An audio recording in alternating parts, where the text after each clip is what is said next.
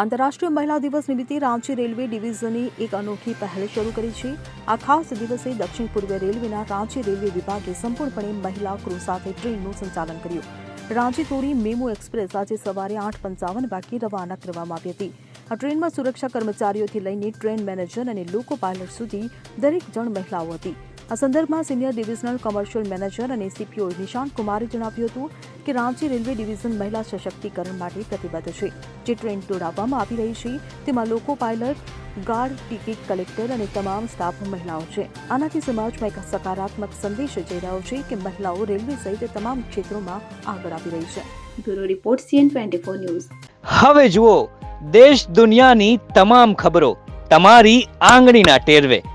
ઉઠાવો મોબાઈલ અને Google play store પરથી ડાઉનલોડ કરો અમારી CN24 ન્યૂઝ મોબાઈલ એપ।